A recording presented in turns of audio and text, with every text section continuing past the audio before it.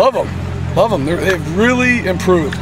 I mean, it's a dramatic improvement from week 1, or excuse me, practice 1 to practice 12. You saw them out there at the end. All 3 of those guys are out there competing, doing a great job. Do you expect each of them to contribute and actually play on the field this year? Yes, sir. Yes. As everyone knows, I like to use a lot of guys. I like to keep guys fresh in a game, especially all the high-tempo offenses that we see. Whoa, look at these guys. What's up, Coach? Good-looking guys right here. Hey, Coach. So I like to use a lot of guys, but they certainly have the athletic ability. They're gaining knowledge, and you'll see them on the field soon. Coach, what do you like out of Matt Dickerson? Matt Dickerson's got unbelievable hands, and he's got great length. So he can really shock and separate guys, and you see him, he's throwing offensive linemen around, shedding them, getting to the ball. So he's doing a nice job with his hands. His pass rush is coming along, and he'll get more physical as the days go on. What's Eddie Vanderdoes' learning curve been like after sitting out all spring? You know, Eddie, I mean, he's picked up what we're doing. I mean, it's been a change. He missed spring, so, you know, he's a kinesthetic learner. He's got to get out there and do it. You know, he's also was in a boot for a long time throughout the spring and into summer, so he's probably, you know, not in great football shape running-wise because he was in a cast. He's kind of gaining endurance as we go. He's certainly getting a lot of reps, so he's getting in better shape. How's Ellis doing? Ellis is doing fine. He's gotten his weight down. I think he's 335. His goal weight, he wants to get down to 325. So he's making strides.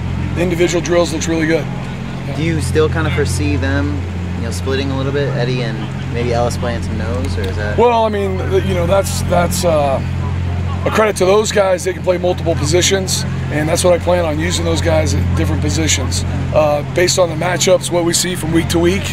You know, as you guys know, I like to interchange personnel and get good matchups. So, you know, Eddie can play inside, he can play the 3, he can play the 4-eye, he can play a 5. Ellis can play a 0 nose, a 1, a 2-eye, a 3, a 4-eye, and a 5. So they're pretty talented guys. Yeah. Are you excited to use Eddie a little bit more at that 3 tech this year than maybe it was in the past? Yeah, I mean, in the past, you know, in the nickel package, he did play some 3. Yeah, base downs, he'll get in a 3 technique and 4-eye, and he plays the B gap well. He's certainly an explosive player and physical.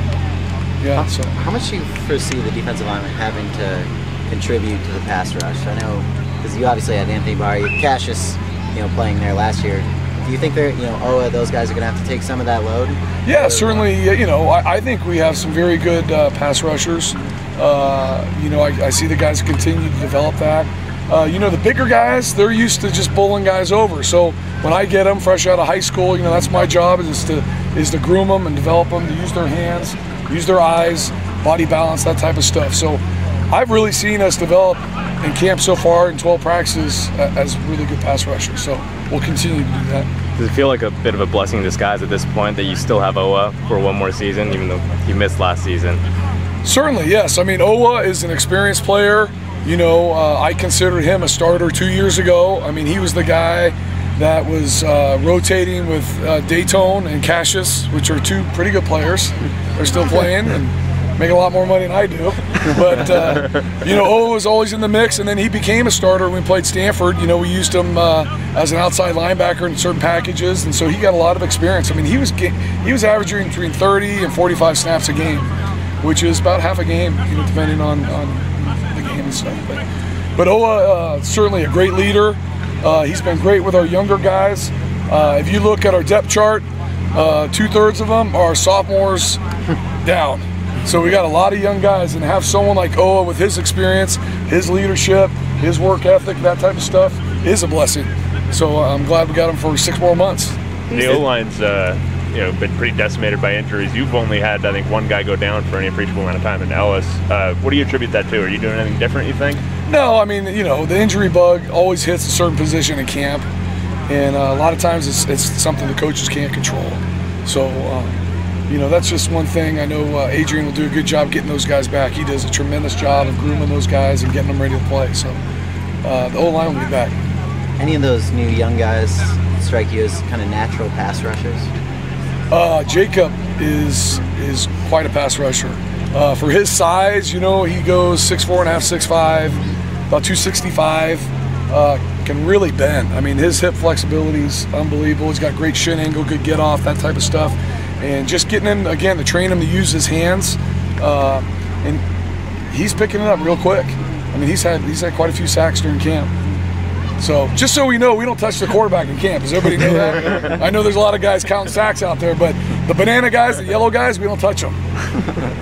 I'll be back being a substitute teacher if we do. So I'll make sure we stay away from those guys. How's Kenny look different, you know, since the end of last season? You know, Kenny, if you can believe, he's more physical. He has better knowledge. Schematically, we're doing some different things to enhance his position. He's becoming more of a leader. He's a great lead by example guy.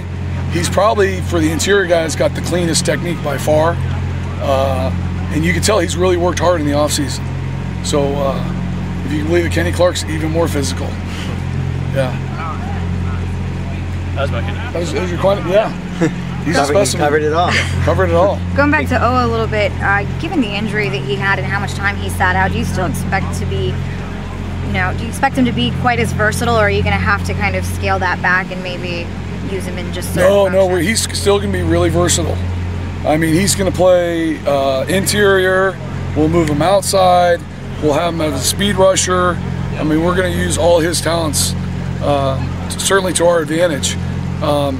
I think, you know, he kind of had to work through the kinks in the spring, which he did. He really fought through it in those 15 practices. Coming out here to San Bernardino, he hasn't missed a beat. I mean, he looks really good right now. So he looks extremely physical, and you know, he's really starting to control his body balance and pass rush, which is something we've been working on in the summer. So making sure when he strikes a guy, he's balanced and he can make, you know, his hand fighting movement and pass rush. So he's only getting better and better. We expect big things out of him. Yeah. Cool. All right, thanks.